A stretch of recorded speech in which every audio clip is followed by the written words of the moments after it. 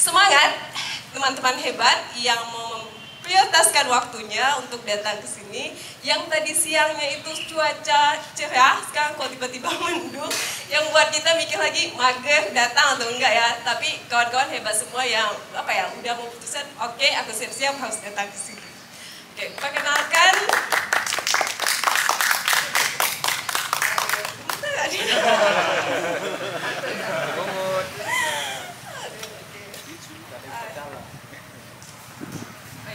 Saya mau ucapkan selamat datang buat teman-teman, dan di sini saya udah melihat kawan-kawan saya tim Berucap, dan ada juga teman sahabat Berucap yang udah rutin datang setiap hari Jumat. Ada Michelle, terus ada Kak Fitri, dan ada satu lagi yang jauh dari sana.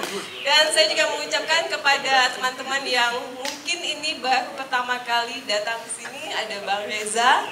Selamat datang Bang, semoga bisa nikmatin acaranya dan bisa bisa enjoy ya sebagai member baru. Oke, sebelumnya saya mau memperkenalkan diri. Saya Dena, saya adalah salah satu vendor food healthy food. Saya juga salah satu member Berucap, dan hari ini saya akan menemani teman-teman di 2 jam kemudian di acara Berucap. Biar kita lebih semangat, mungkin kita bisa sama-sama ya ngucapin tagline-nya Berucap. Oke ya, sama-sama. Berucap! Tempat kamu bertumbuh. Siap. Oke. Semangat ya.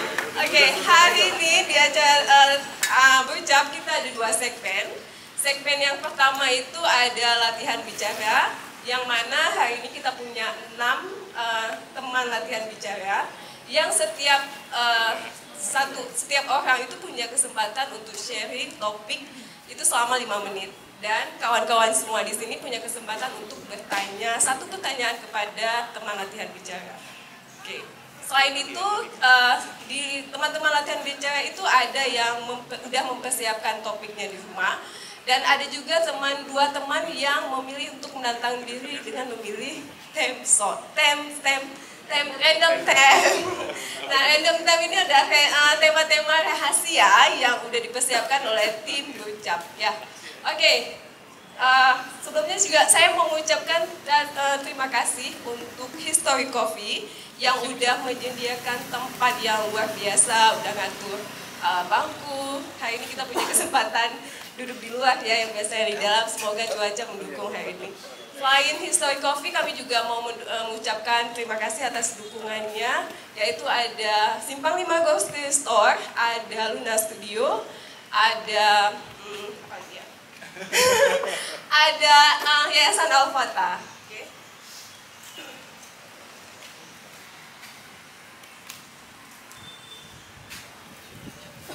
Selain dukungannya, acara Berucap ini juga disponsori oleh banyak sponsor kita yang baik. Salah satunya ada Lokalatte, Sahabat Pokat, ada Yasmin Herb Milk Tea, ada Kori, ada apa lagi? Ada Bumbu Rumah Catering, kemudian ada apa lagi? Oh, yang terakhir adalah platform belajar online, itu adalah Cakap. Cocok ya? Cocok, Berucap dan Cakap. Oke. Oke, biar waktu kita banyak terbuang, kita langsung mulai aja ya. Langsung mulai, kita pemanasan dulu nih. Kita akan mulai dengan random theme. Yang pertama saya mau manggilkan cowok keren. Oke, Bang Iqbal dipersilakan untuk random theme yang pertama. Silakan. Ayo Bang, mana? Kenapa duluan? Tidak sesuai dengan apa ya? Betul-betul urutannya juga random. Ya, silakan. Nih Bang.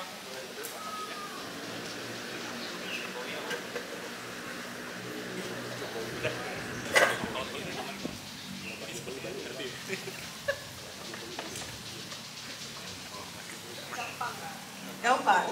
Sehari-hari, kegiatan sehari-hari. Oke, siap? Disebutin dulu. Oke, mau disebutin passion? Oke. Ibu mau bicara missionnya. Iya, udah bisa Bang? Berimajinasi. Ya. Oke, Oke, siap. Kita mulai dari sekarang. Silakan Bang Iqbal. Oke, Assalamualaikum warahmatullahi wabarakatuh. Selamat sore teman-teman sekalian. Saya kira tadi dapat yang apa ya, yang agak menantang kayak kemarin. Rupanya lebih menantang lagi. Oke, tentang passion. Ada banyak kita bisa, ini banyak kita gimana ya? Bisa kita bilang passion itu adalah kalau menurut saya ya, ini lagi menurut saya passion itu adalah dekat dengan kata gairah ya mungkin ya. Jadi kita bersemangat mengerjakan sesuatu. Nah, akan lebih menyenangkan lagi jika yang kita kerjakan itu sesuai dengan passion kita. Nah, misalnya teman-teman punya pekerjaan, misalnya ada teman yang punya hobi misalnya menanam. Ternyata dengan menanam itu dia merasa lupa waktu gitu. Nah, kegiatan menanamnya itu merasa lupa waktu, itu gimana bilangnya ya? Sesuatu hal yang kita kerjakan itu kalau kita kita lebih menyukai hal tersebut ketimbang apa yang datang dari hal tersebut, itu yang bisa kita bilang dengan passion. Jadi orang yang mungkin hobi melihara ikan cupang misalnya, dia hobi itu tanpa mikir begitu sulitnya dia nyari pakannya, mengkondisikan agar kondisi airnya itu sesuai gitu. Nah, itu bisa dibilang dengan passion. Tapi lebih menyenangkan lagi kalau misalnya passion itu bisa mendatangkan yang namanya uang, ya kan? Contoh juga dengan public speaking. Ini kita dekat gedung 245 nih. Mungkin Bung Hatta itu punya passion mengenai hukum. Saking dia berpassionnya mengenai hukum, bayangkan dia bisa, kita tahu setelah 1945-1948 Belanda kembali melakukan agresi militer ke Indonesia. Bung Hatta dengan passion hukumnya tadi, dengan passion ekonominya, berhasil tuh dengan kemampuannya itu melawan atau mengcounter balik hukum Belanda dengan statement hukum Belanda itu sendiri. Jadi dia mengcounternya itu dengan hukum Belanda sendiri. Tentunya selain dengan passion juga dengan public speaking. Masuk. Ya kan? Kalau dia nggak punya kemampuan public speaking yang baik, nggak mungkin dia bisa counter itu. Dan selain itu juga Bung Hatta pernah juga membatalkan, kalau kita tahu dulu sebelum konferensi meja bundar, ada namanya perjanjian Renville. Itu Indonesia dibagi jadi Sumatera Barat, ada Sumatera Timur, ada negara Jawa, ada negara Kalimantan, atau negara Borneo mungkin kemarin itu. Bung Hatta ini berhasil juga menggagalkan perjanjian Renville itu ya di kapal Renville dengan itu dia kemampuan public speaking dan passionnya di hukum. Nah itu sih kalau menurut saya. Oke, 1 menit lagi. Jadi intinya gini, kalau kita ngerjakan sesuatu dengan passion, kita itu nggak akan lebih ikhlas mengerjakan segala sesuatu, dan hal-hal yang baik itu muncul kalau kita mengerjakan pekerjaan dengan lebih ikhlas ya. Nah, kita tidak peduli apa yang datang dari yang kita kerjakan, tapi yakinlah dengan kita mengerjakan segala sesuatu itu dengan ikhlas, hasil-hasil yang baik akan muncul pula. Itu kira-kira. Udah masuk tuh ya? Belum. Juga udah mati. Oke, itu aja kira-kira. Makasih. Assalamualaikum warahmatullahi wabarakatuh. Gimana Bang rasanya? Agak apa ya? Agak muter kepala. Tapi cukup Jadi berpikir sambil apa ya? Sambil berbicara gitu. gitu. Ya, Tapi sambil dibayangkan nggak? Saya terasa gimana makanya Rocky Gerung itu dibayar mahal ya sama TV One mungkin ya. Ya, tapi cukup keren ya penampilannya dari Passion, dari Ikan Cupang, sejarah Bung Hatta sampai perjanjian Renville. Cukup ini ya, cukup random dan cemreduk. Oke, ada pertanyaan silakan untuk kawan-kawan mengenai apa yang disampaikan untuk sudah ada? Yakin? Oke, silakan Bang Silakan. Rizal.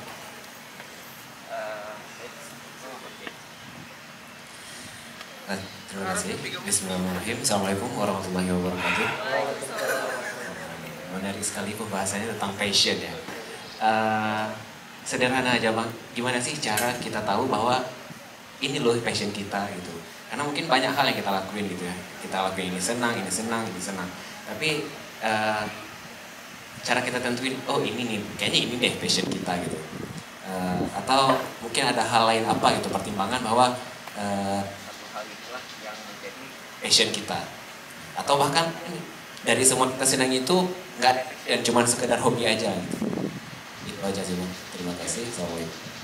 Nah, kembali ke yang saya bilang tadi mungkin kurang jelas mengenai kalau kita ngerjain sesuatu itu kita nggak peduli bakal dapat uang atau bakal dapat uang atau keuntungan apapun dari yang kita kerjakan itu. Jadi kita capek pun kita nggak peduli itu. Nah, kadang-kadang kan ada juga yang namanya hobi. Kita capek, kita merasa uang kita habis. Nah, itu bukan passion menurut saya. Gitu. Itu sih kurang lebih Bang. Oke. Baik, gimana Bang? Cukup? Memang boleh diperpanjang ya? Enggak nanti ya Bang, setelah ini ya boleh dibacakan. Dicukupkan ya. Oke, makasih Bang Iqbal untuk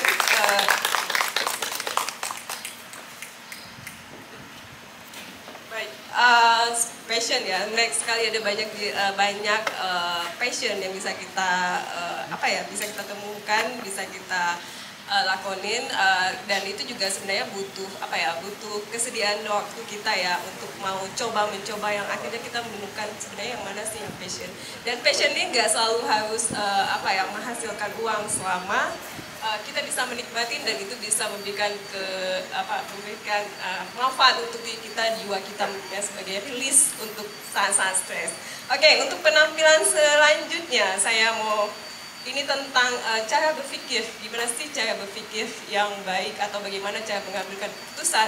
Karena ada beberapa cara berpikir kita itu tergantung bagaimana kita ada banyak input ya, apakah dari bacaan, apakah dari tontonan atau dari orang-orang sekitarnya. Baik, untuk latihan bicara berikutnya ada Kak Yasmin yang akan Kak Yasmin tentang paradigma atau pola pikir, bagaimana sih tentang meluskan paradigma yang bengkok. Baik, maaf ya Kak, langsung aja. Pas sekali ya, kayak tahu aja gitu. Assalamualaikum warahmatullahi wabarakatuh. Perkenalkan, nama saya Yasmin. Untuk tema hari ini itu adalah meluruskan paradigma yang bengkok. Sebelumnya kita breakdown dulu, paradigma itu apa? Ada yang tahu? Paradigma itu adalah cara seseorang berpikir. Jadi cara seseorang berpikir itu sangat tergantung oleh banyak hal. Misalnya, ini saya buat detail saja ya. Contohnya, kalau kita lahir dari keluarga yang mampu, atau kita lahir dari keluarga yang kurang mampu, tingkat pendidikan akan berbeda. Cara pikir orang yang hanya tamatan sekolah dasar dengan yang kuliah. Kemudian cara dia dibesarkan oleh orang tuanya. Kemudian apalagi? Kalau dia senang membaca. Jadi banyak hal yang mempengaruhi pola pikir seseorang. Nah, kalau bengkok apa? Nggak lurus, benar. Berarti kita anggapnya kalau bengkok itu nggak salah ya, tapi kurang sesuai. Nah, sekarang masuk ke cara berpikir yang bengkok. Gimana sih cara berpikir yang bengkok itu? Cara berpikir yang bengkok ini itu bisa dari dogma atau keyakinan, dari teori, dari pepatah, atau apapun itu. Contoh, pernah dengar nggak? Biar lambat asal selamat. Pernah. Itu maksudnya apa ya? Kalau dulu guru saya tuh bilangnya gini, nggak apa-apa kamu tuh kalau usaha nggak apa-apa lambat, yang penting tuh kalau di jalan, kalau kita pergi mengendarai motor atau mobil nggak apa-apa lambat, yang penting selamat. Nah kalau sekarang kita ngejar waktu, itu mungkin kalau untuk di jalan, tapi kalau ada orang-orang yang tidak paham, apalagi sekarang saya kaitkan dengan revolusi industri 4.0, kita itu harus cepat dan juga tepat. Jadi pepatah seperti itu nggak cocok lagi nih dengan cara berpikir yang sekarang. Atau misalnya pernah dengar seperti motivator yang bilang keluar dari zona nyaman. Lah gimana kalau memang gaji saya di situ banyak dan saya senang gitu. Ya, jadi enggak semua teori gitu ya, atau dogma, atau keyakinan, atau apapun itu yang harus kita telan mentah-mentah. Jadi itu harus kita pikirkan untuk diri kita juga sesuai enggak dengan kebutuhan kita. Gimana caranya kita pikir sesuai dengan kebutuhan kita? Kita harus kenal diri kita dulu. Cara yang paling gampang untuk mengenal diri, kita tahu hobi kita. Kita tahu kesukaan kita, apa yang tidak kita suka. Atau kalau mau ikut tes psikologi juga boleh, nggak masalah. Banyak di internet, ada yang namanya MBTI, ada yang namanya Human Design. Apa? Steven.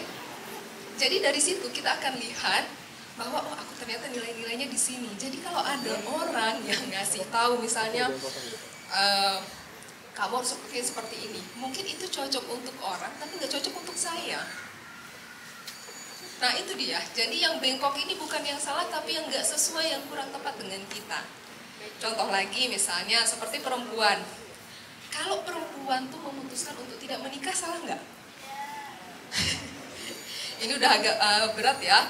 Sebenarnya kalau bagi saya, walaupun ini subjektif sekali gitu ya, selama dia bisa berguna dan bermanfaat, dia tidak gitu.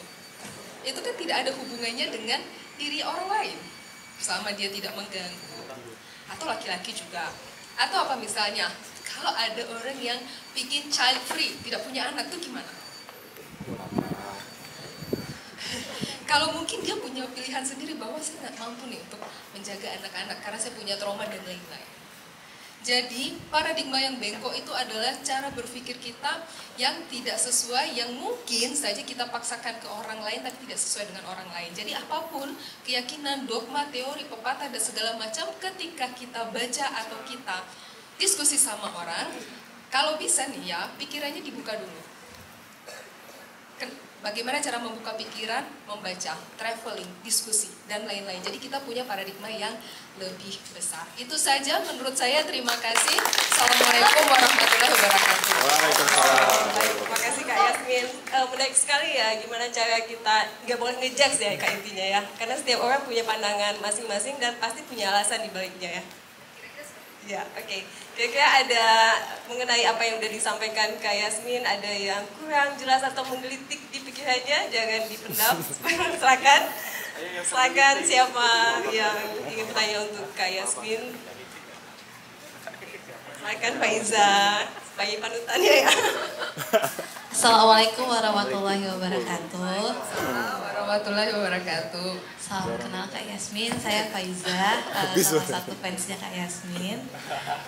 Tidak terima ya? Tidak terima fans? Oh gitu. Enggak. Ya bang. Sorry. Ya kan tadi ngomong tentang paradigma bengkok kan. Kita kan nggak bisa, kalau Faiza tangkap ya, paradigma bengkok itu kan kita nggak bisa terapkan ke semua hal ya. Misal menurut Faiza child free itu benar, tapi menurut Febri itu nggak benar. Tapi kan as a makhluk sosial, kita tuh kan nggak bisa hidup sendiri, kita butuh orang lain. Mungkin circle paling pertama kita aja lah, lapis pertama itu orang tua kita gitu. Ini dari Faiza sendiri ya pengalaman ya, ketika Faiza memutuskan sesuatu gitu dan itu sulit diterima orang tua kita, apakah itu paradigma kita yang bengkok atau kita yang belum bisa membujuk mereka untuk menerima value kita? Pada dasarnya kan itu sesuai dengan kayak value kita, kebutuhan kita gitu. Misal Faiza contohnya belum mau menikah untuk saat ini gitu, tapi dari orang tua, dari lingkungan udah menekan kita gitu. Gimana sih cara kita, yang pertama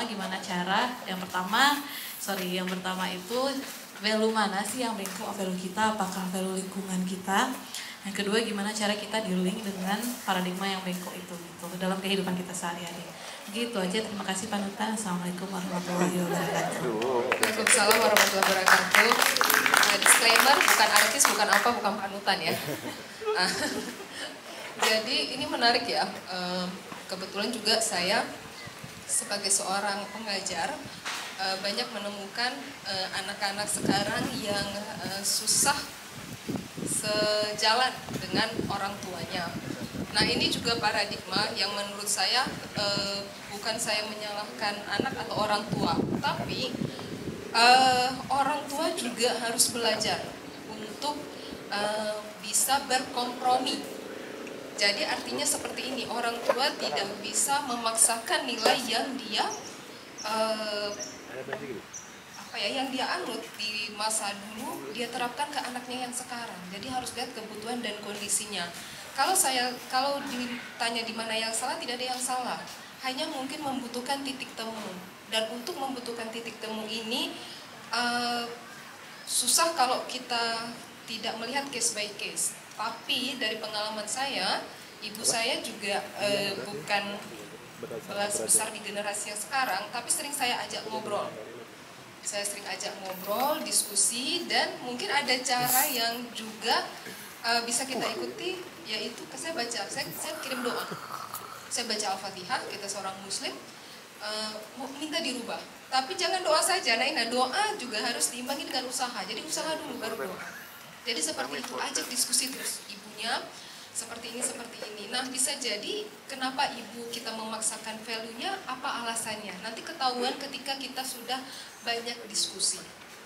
Seperti itu, kalau menurut saya. Jadi, ini juga paradigma anak boleh menghargai orang tua, tapi orang tua juga harus paham kebutuhan si anak apa. Tidak ada yang menang orang tua atau anak, tapi kompromi, cari titik tengah yang mana dua-duanya setuju dan keputusannya bisa diterima. Yang satu lagi apa sih pertanyaan tadi, Faisal? Lupa juga ya. Value mana? Value siapa yang salah? Oke, ada makhluk sosial ya. Kalau kita di makhluk sosial, caranya supaya kita bisa menerima orang lain adalah mungkin ya, kalau menurut saya egonya diturunkan. Jadi gak apa-apa saya menjalankan hidup saya dengan nilai saya, ya kan? Tapi kita tidak harus memaksa orang lain menyetujui apa yang kita buat. Jadi seperti orang Jepang ya, ada menarik ya, kalau orang Jepang itu dia kalau ngomong sama kita dia iya tapi bukan berarti setuju. Dia hanya menghargai pendapat kita. Saya dalam beberapa mungkin tidak setuju dengan Faizah, tapi saya tidak memaksakan nilai saya kepada Faizah. Seperti itu kira-kira. Terima kasih. Assalamualaikum warahmatullahi wabarakatuh. Kayak menarik sekali ya bagaimana cara dealing ya sama orang tua, yang mana orang tua kita hidup di generasi sebelumnya dan kita di generasi sekarang itu amatlah berbeda ya. Jadi gimana sih cara mencari titik temunya supaya tidak saling menyakiti tapi bisa jalan sama-sama ya. Oke, hidup di zaman sekarang yang kita sangat terpengaruh ya dengan media sosial. Kadang kita lihat orang di media sosial, kok dia udah sampai segini ya, dia udah capai segini, dia udah punya anak sekian, kok saya masih biasa-biasa aja.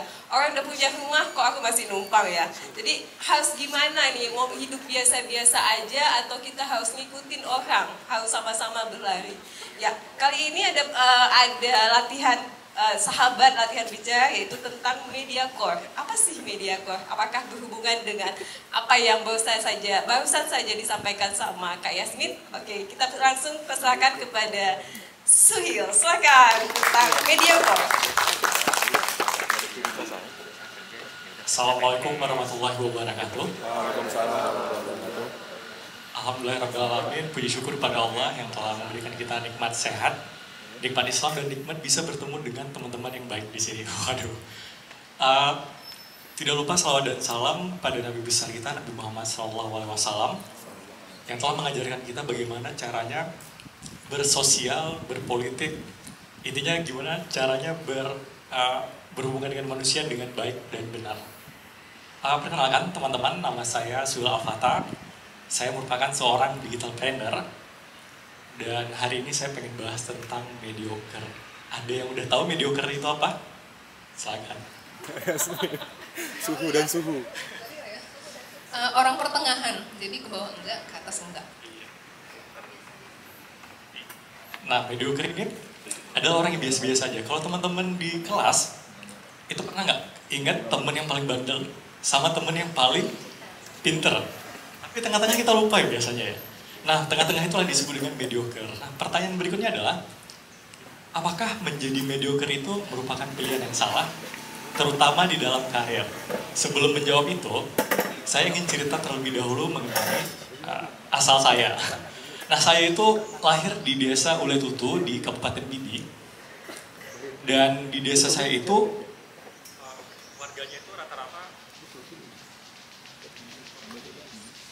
warganya itu rata-rata bukan sederhana, tapi memang miskin kebanyakan. Dan tetangga saya itu ada yang lantainya itu masih, ini udah habis baterai, oke. Lantainya itu masih tanah gitu. Nah, pada saat itu saya melihat bahwa ternyata ada loh orang-orang yang kayak gini yang nggak saya ketemu di Banda Aceh. Ketika saya sudah kuliah, saya merasa kayaknya saya nggak boleh jadi orang yang biasa-biasa aja. Kayaknya saya harus jadi kaya raya, bukan kaya ya, tapi kaya raya gitu. Supaya nantinya saya punya impact untuk orang yang seperti ini. Dari situ saya keluar dari yang namanya mediocre. Kalau ditanya, saya itu dari SD, SMP, SMA itu orang yang mediocre. Nggak pinter-pinter kali, nggak bodoh-bodoh kali. Nggak bandel-bandel kali juga, tapi nggak berprestasi juga. Jadi di tengah-tengah gitu. Nah, ketika saya ngeliat seperti itu, saya merasa bahwa kalau kita menjadi biasa-biasa aja, sebenarnya kita nyaman. Tapi impact-nya itu turun. Dan di Aceh ini, banyak sekali mediocre ternyata. Kalau di kota besar, ada yang bilang gini, teman-teman kalau menjadi mediocre itu tidak apa-apa kok. Santai aja, karena mungkin di sana udah rame yang tidak mediocre. Di sana itu udah rame Taipan, konglomerat segala macam. Nah, di Aceh, kita itu kurangan teman-teman. Orang-orang yang bisa jadi menjadi perubahan. Mungkin 20 tahun kemudian, teman-teman di sini yang bisa membawa impact yang besar terhadap Aceh, kita nggak tahu. Karena teman-teman di sini udah ngeluangin waktu untuk datang kemari. Nah, tepuk tangan dulu dong untuk teman-teman semuanya. Karena memang untuk menjadi zona nyaman itu gampang. Semua orang bisa. Saya tinggal duduk di rumah, nyantai nonton anime. Kalau ditanya, nyaman untuk saya, benar nyaman untuk saya teman-teman. Cuma, balik lagi ya, yang tadi dibahas sama Kak Yasmin kan. Pandangan itu kan kita tidak bisa memaksakan orang. Yang bisa kita lakukan adalah sharing. Sharing kepada orang itu mungkin cocok dengan dia, mungkin tidak. Seperti itu. Nah, penutupannya, saya pengen sharing tentang gimana caranya supaya kita tidak menjadi mediocre. Kalau dari saya jawabannya, kita jangan jadi mediocre teman-teman. Kalau menjadi mediocre itu, jangan berharap nanti pemerintah bakal bantu segala macam. Ujung-ujungnya kita bakal ngeluh. Dengan jalan yang berlubang, dengan keadaan kota yang semeraut. Kalau teman-teman di sini rata-rata kaya raya semua, dengan punya mindset yang tidak menjadi mediocre, mungkin kalau jalannya berlubang, teman-teman langsung panggil anak buahnya, tolong nih, jalan ini, tolong nih, seperti itu. Contohnya seperti itu. Nah, untuk menjadi tidak mediocre itu ada 3 tips. Ini salah satunya ya. Yang pertama adalah dikenal. Dikenal ini nggak perlu dikenal satu Banda Aceh, satu Aceh, ataupun satu Indonesia.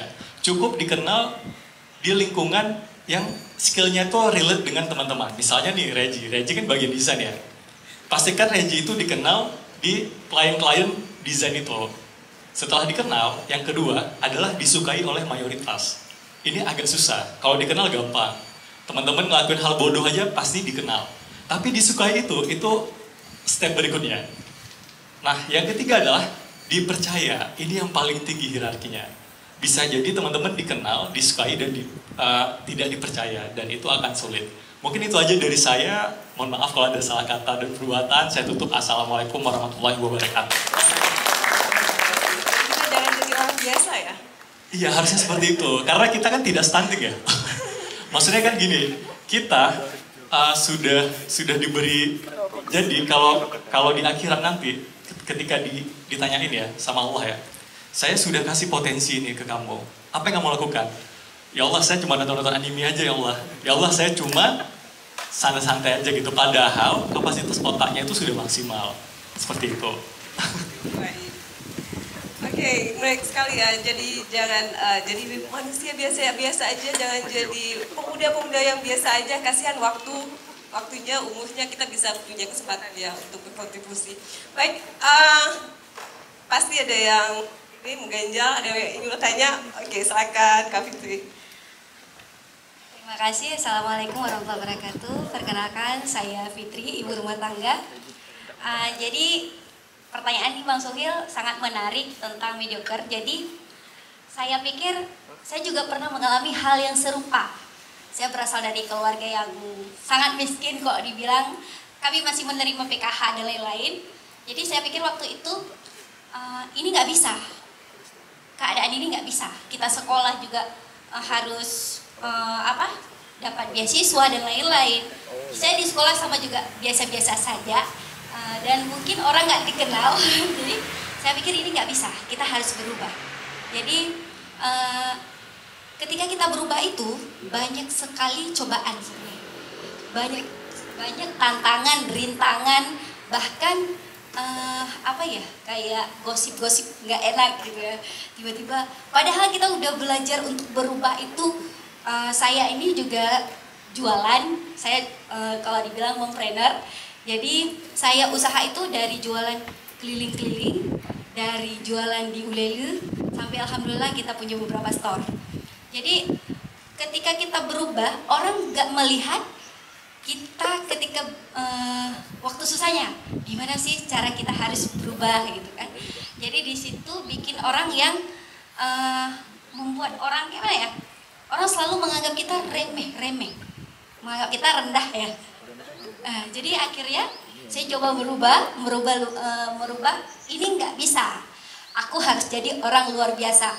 Yang sulitnya sekarang itu mempertahankannya. Gimana cara kita mempertahankan untuk menjadi orang seperti yang ketika Allah naikkan, kita sudah naik nih. Tapi kita mempertahankan nih, mungkin ini yang sulit ya, yang agak sulit. Ada nggak tip dan triks untuk kita tetap bisa bertahan di fase ini? Itu aja Bang Suhil, terima kasih. Assalamualaikum warahmatullahi wabarakatuh.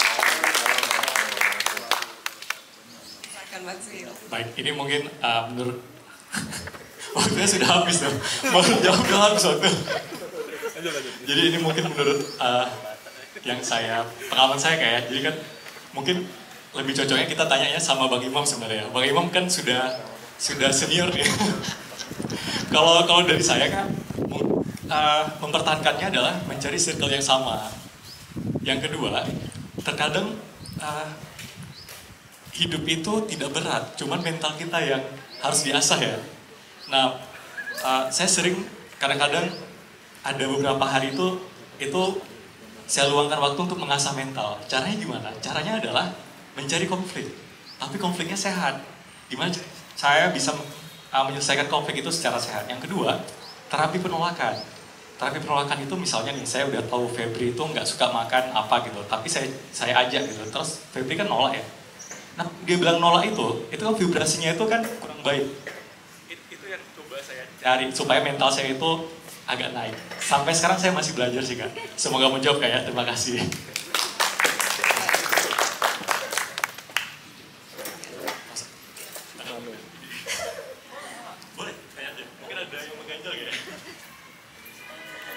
Oke, silakan Wiza. Assalamualaikum warahmatullahi wabarakatuh. Saya lagi mohon maaf sebelumnya suhu yang kedua. Ya sebenarnya mediocre ini udah pernah kita bahas sebelumnya Bang ya. Cuma masih mengganggu Faiza karena kemarin tuh kayak Faiza yang menantangkan bahwasanya hidup sebagai mediocre itu baik-baik aja sebenarnya. Nah yang menjadi pertanyaan adalah ini sebenarnya cocok sama materi Kak Yasmin tentang paradigma bengkok gitu kan.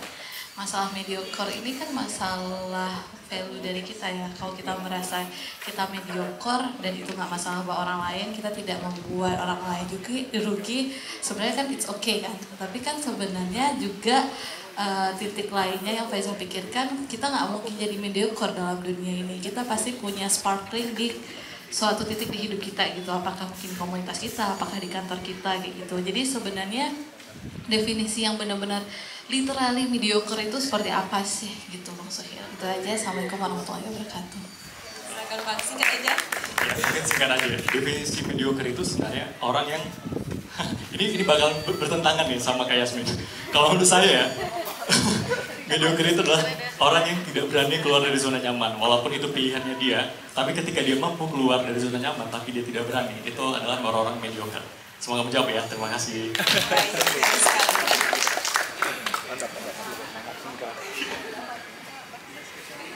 Oke, masih semangat ya. Teman-teman di sini udah pada ikut IG-nya ini semuanya berucap. Ada yang belum?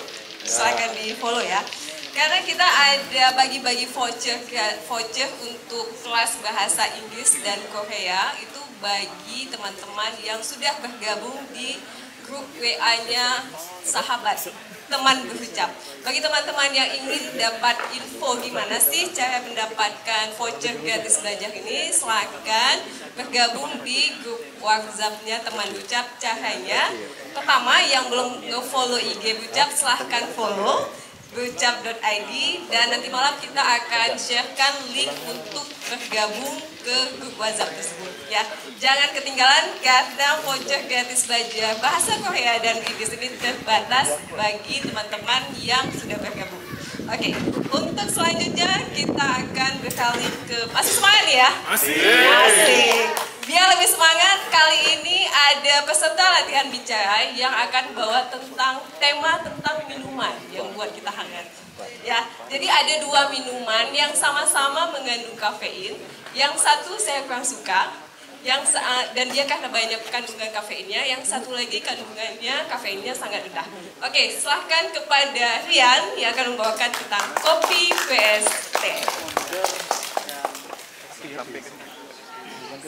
Assalamualaikum warahmatullahi wabarakatuh. Waalaikumsalam warahmatullahi wabarakatuh. Tampaknya ini kita kurang semangat. Kita coba sekali lagi ya. Assalamualaikum warahmatullahi wabarakatuh. Waalaikumsalam warahmatullahi wabarakatuh. Puji bagi Allah Subhanahu wa Ta'ala yang sudah memberikan kita segala macam kemudahan dan kenikmatan sehingga kita bisa hadir di tempat yang bersih ini. Apalagi kalau bukan History Coffee. Terima kasih saya ucapkan kepada Barucap dan yang sudah memberikan kita sarana dan prasarana sehingga kita bisa hadir di tempat ini.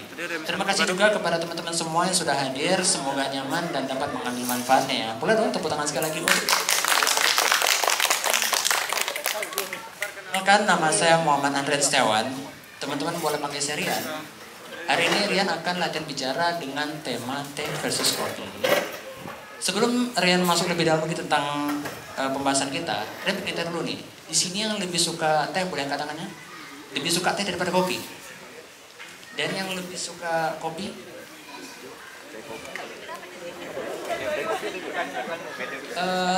Kita dapat melihat kalau di Aceh lah kita bilangnya. Di sebagian tempat itu ada yang namanya warung kopi, tapi tidak ada yang namanya warung teh. Meskipun di warung kopi ada yang namanya minuman teh. Memang itu menunjukkan kepada kita lebih diminati daripada teh. Teman-teman udah tahu belum apa manfaat bagaimana sejarah kopi dan bagaimana sejarah kopi sehingga kita bisa menikmatinya di zaman ini. Kalau teh itu dia berasal dari Cina, yaitu seorang kaisar Cina bernama Shenwo menemukan kalau selembar daun teh itu enak dinikmati. Sedangkan kopi ini berasal dari Afrika. Pertama kali mereka menggunakan kopi, memanfaatkan kopi sebagai makanan. Kemudian pada abad ke-15, bangsa Arab datang kemudian menggunakan kopi sebagai pengganti minuman anggur dengan cara menyeduh kopi kering dengan air panas. Memang apa sih manfaat kalau misalkan kita minum kopi atau peminum teh? Teh ini mengandung polifenol sehingga sangat baik untuk tubuh karena dapat bertindak sebagai antioksidan dan dapat membantu tubuh di kerusakan. Sedangkan kopi mengandung sehingga dapat menghindarkan kita dari beberapa penyakit, diantaranya Alzheimer, penyakit jantung, diabetes. Kembali lagi tentang teh dan kopi. kedua minuman ini adalah baik. Yang tidak baik adalah berlebih-lebihan dalam mengkonsumsinya. Mungkin itu aja dari Rian. Terima kasih. Barakallahu fikum. Assalamualaikum warahmatullahi wabarakatuh. Ada bahasanya. Ini tampilan kesekian kali ya? Iya. Udah lebih santai. Iya, masa? Iya, kelihatan ya, udah lebih santai, udah. Sebenarnya kedengaran Rian itu deg-degan banget karena sempat berucap kemarin kan sempat vakum ya. Itu agak badan sedikit agak deg-degan lagi. Oke, itu mungkin perasaan Rian, tapi kami yang melihat ini udah penampilan yang cukup santai ya, betul nggak? Iya. Oke, gimana dengan kopi dan teh? Ada yang ingin ditanyakan? Mungkin tentang pengalaman minum dan teh? Nggak ada. Oke, saya mau tanya ya. Kalau Rian memilih lebih suka teh atau kopi? Kalau Rian lebih suka teh. Teh, kenapa? Kopi. Karena lebih lebih enak di lambung daripada gitu ya. Nah. Oke, saya juga lebih suka teh karena kandungan kafeinnya. Walaupun kadang biasanya orang yang sakit lambung itu biasa nggak bisa kena kopi karena kandungan gula. Tapi kalau misalnya dia minum kopi tanpa gula mungkin sedikit lebih aman ya. Dan selama ini saya lebih senang minum teh itu dicampur dengan jahe dan serai, itu lebih nikmat buat saya. Oke, terima kasih Rian. Sama Kak Dena. Baik, dari penampilan Rian tentang teh kopi, kali ini kita akan memanaskan lagi panggung dengan Random Time. Kita panggilkan kepada Feby, silakan Feby. Gimana? Silakan. Oke. Apa? Random Time. Gak bisa dikocok juga, silakan. Ayo silakan. Temanya tentang apa? Politik? Psikologi, ada nggak guys? Ada kan? Semoga ya, tentang psikologi. Oh, cukup tepi. Untuk menyangka.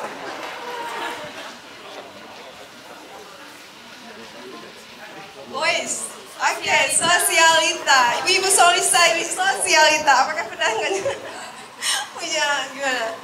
Siap, bisa berimajinasi. Apa kira-kira atau mau random pindah-pindah seperti Bang Iqbal tadi dari satu topik ke topik pokoknya nyampe aja. Oke, siap. Oke, kita mulai dari sekarang ya. Silakan Feby. Assalamualaikum warahmatullahi wabarakatuh. Waalaikumsalam warahmatullahi wabarakatuh. Selamat sore semuanya. Apakah semangat hari ini? Oke, sebelumnya perkenalkan nama saya Febrina Putri Haura, salah satu member di Berucap ID. Dan terima kasih kepada Histori Cafe sudah menyediakan tempat kita untuk ikut latihan bicara dan untuk mengadakan kegiatan komunitas Berucap ID. Nah, hari ini tema kita Random Times, jadi membahas tentang sosialita. Ini kira-kira kayaknya apa yang dipikiran kasih tahu aja ya Kak. Nah, sosialita yang saya tahu, sosialita itu adalah ibu-ibu yang memiliki suami jabatannya tinggi gitu. Ibu pejabat, betul sekali Kak, terima kasih. Ibu pejabat gitu, itu ibu sosialita yang dalam pikiran saya ya. Jadi kita bahas tentang ibu pejabat. Nah, biasanya ibu-ibu pejabat ini sering melakukan arisan. Arisannya ada banyak hal, dan yang paling tinggi mungkin ibu sosialitanya, kalau nggak ibu pejabat ya artis-artis, ya itu sosialita yang saya tahu ya. Jadi kalau misalnya orang tuh arisan itu banyak, kalau kita masuk ke situ kayaknya nggak bisa, kita bisanya untuk nggak bisa karena orang tuh arisannya tuh terlalu high ya, terlalu tinggi untuk kita yang masuk ke situ. Dengan arisannya banyak hal. Pertama ada arisan berlian, arisan uang yang puluhan juta, arisannya banyak hal. Jadi untuk kita yang seperti ini nggak bisa masuk ke situ. Nah dari situ kita bisa Dari situ kita bisa melihat bahwa sosialita dari ibu-ibu pejabat dan artis-artis ini pikiran saya ya guys. Jadi apa lagi ya? Kalau ibu sosialita itu mungkin para gadis-gadis di sini, gadis-gadis mungkin bisa nanti jadi ibu sosialita, kan kita nggak tahu ya masa depan, siapa tahu gitu. Jadi ibu sosialita kita arisan berlian, nanti hubungin aku aja ya. Mohon maaf ya guys. Jadi itu aja dulu ya, karena udah 1 menit, karena Bang Yosa bilang udah 1 menit. Marah-marah. Ya udah sekian, terima kasih. Assalamualaikum warahmatullahi wabarakatuh. Baik. Itu agak membingungkan ya kak. Ya. Tapi ya udah apa yang dicoba. Ya, ini dia yang menariknya random time, kita nggak pernah tahu apa topik yang akan kita dapatkan, gimana sih cara mikirnya, apa yang mau dibawa, udahlah terserah ngalir aja. Tapi sebenarnya Febri pinginnya benda gitu. Benda. Jadi bisa Febri berfilosofi. Waduh, anak psikolog. Tapi sosialita agak jauh dari kak. Oke, akhirnya ada yang ingin ditanyakan ibu-ibu yang sudah berpengalaman jadi ibu sosialita. Oke, silakan Syakira. Maaf ya.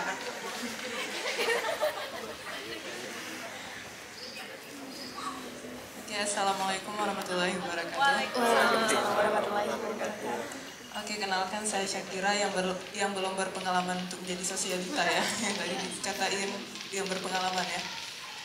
Nah, ini pertanyaan dari Febri, untuk Febri ya. Tadi kan membahas tentang sosialita. Mungkin sosialita itu kalau menurut pandangan saya ya agak luas gitu kan. Ada sosialita mungkin yang kita lihat kayak Nia Ramadhani dan gengsnya yang sangat-sangat terkenal gitu ya.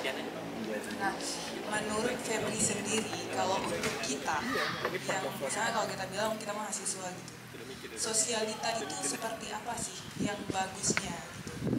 Sosialita itu kalau menurut pandangan saya ya, itu kayak kita berinteraksi di sosial, maka disebut dengan sosialita gitu kan. Walaupun sosialita lebih ke ibu-ibu pejabat gitu. Nah, mungkin filosofi dan satu lagi pertanyaannya itu, filosofikan sosialita itu menurut Febri, karena kan tadi Febri kepengen untuk memfilosofikan sosialita gitu ya. Ya udah, mungkin itu aja sih pertanyaannya. Terima kasih banyak untuk Febri yang udah membahas sosialita yang sangat, aduh betul-betul kayak ice breaking jadinya, ketawa aja gitu. Oke, terima kasih banyak. Terima kasih Kak Syakira, pertanyaannya sangat luar biasa. Saya akan mencoba menjawab. Kalau sosialita seperti yang Kak Syakira definisikan, yaitu sosial, bersosial, itu kalau di kampus atau mahasiswa kayaknya bersosialnya lebih tepat di organisasi ya. Karena kalau misalnya mahasiswa yang kupu-kupu, zaman sekarang tuh bahasnya pulang pergi tuh.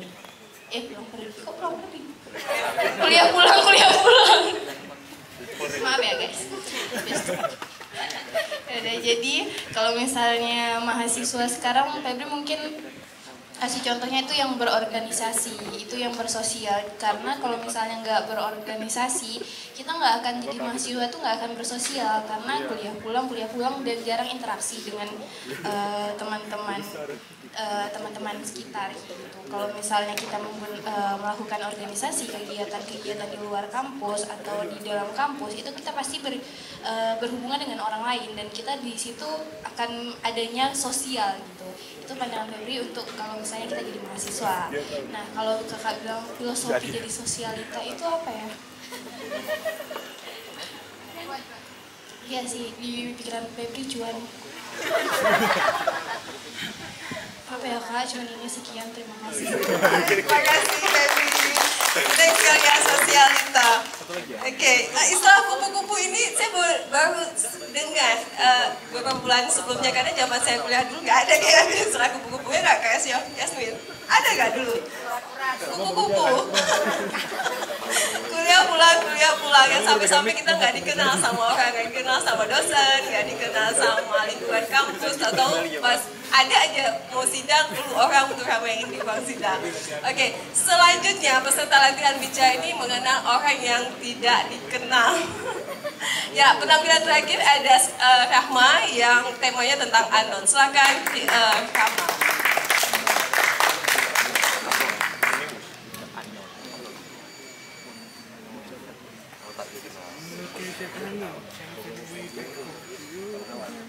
Baik, Assalamualaikum warahmatullahi wabarakatuh. Waalaikumsalam warahmatullahi wabarakatuh. Perkenalkan, nama saya Ramadan Munti, biasa dipanggil Rama, salah satu member Berucap ID, mahasiswa pertambangan usia rating 22. Oke, sebenarnya unknown itu tadi bukan tidak dikenal ya Kak maksudnya, tapi ketidaktahuan. Nah, jadi sebenarnya teman-teman, ada yang lebih penting dari rasa tahu. Rasa apa itu? Tapi bukan tahu crispy maksudnya. Rasa tahu, kita tahu. Ada yang lebih penting dari rasa tahu, yaitu rasa ketidaktahuan. Kita sore ini datang ke sini ke komunitas berucap.id. Tujuan utamanya salah satu untuk melatih kemampuan public speaking.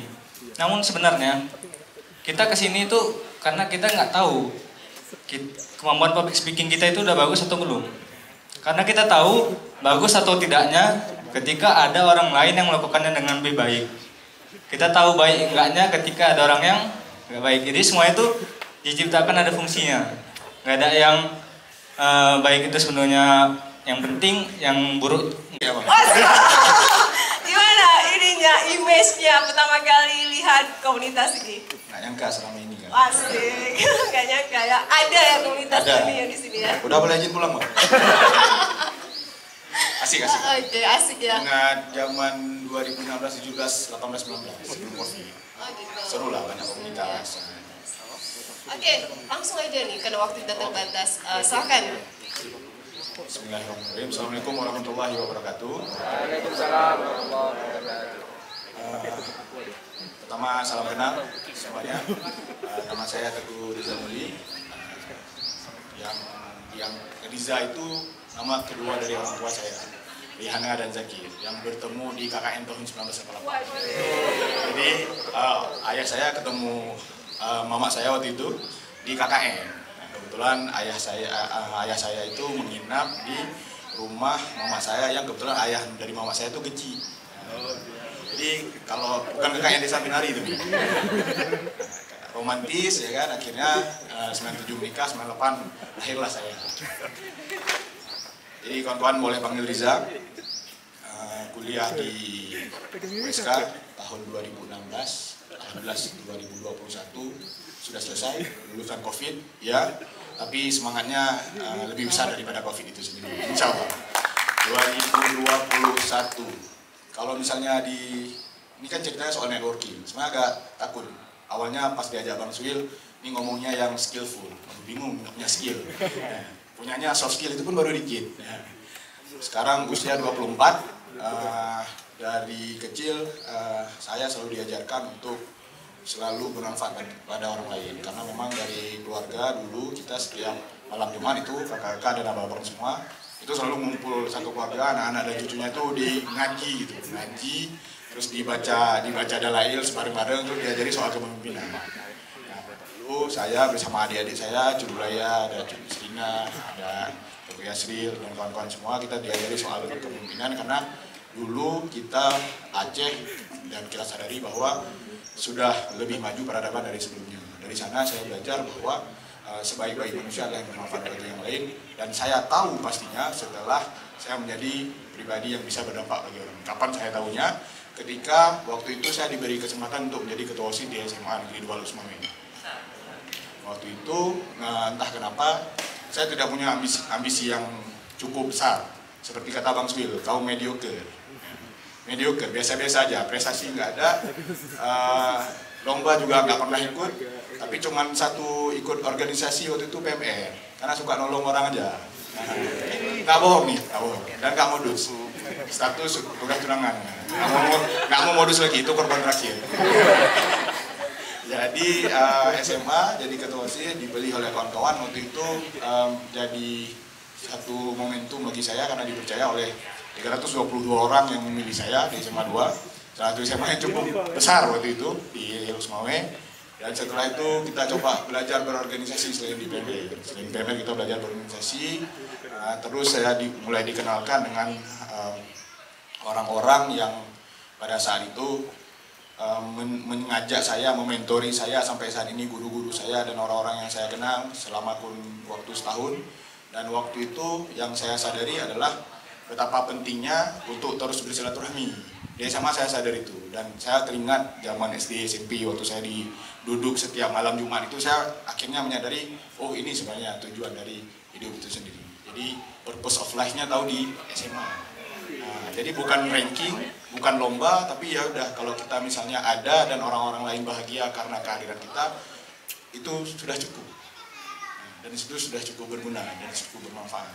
Di SMA alhamdulillah, di kuliah, balik ke kuliah, dan ini jadi salah satu yang menurut saya nanti kawan-kawan kita bisa diskusi di sini. Kawan-kawan kita tadi juga ada yang masih kuliah. Di semester 1 karena saya kuliah ilmu komunikasi di FISIP USK 2016, hal pertama yang diajarkan oleh senior saya itu aksi. Nggak tahu ngapain, pokoknya ikut aja. Waktu itu saya kebetulan jadi ketua angkatan di komunikasi, jadi aksi, Sumpah Pemuda 28 Oktober 2016, masih ada fotonya, pegang toa pertama kali di kuliah. Dulunya lihat abang-abang sama kakak-kakak aksi, wah cukup keren, rupanya enggak, panas ya kan. Tapi menurut saya itu adalah salah satu penyampaian suara atau aspirasi yang paling harus dijaga budaya. Dan sampai di kuliah saya selalu menyadari bahwa setiap ada senior yang mengajak, iyain aja walaupun jam 12 malam. Itu yang saya lakukan. Ada bapak-bapak yang mengajak jam 12 malam, saya siap. Nah, pokoknya ngopi. Jadi waktu itu hidup ngopi dari warkop ke warkop. Kalau misalnya Tan Malaka dari penjara ke penjara, waktu itu saya dari warkop ke warkop. Dari pagi setiap sholat subuh dari Kubra sampai ke Simpang 5. Sampai malamnya baru tidur. Dan itu saya lakukan berulang-ulang, konsisten. Konsisten adalah kunci ya, itu benar.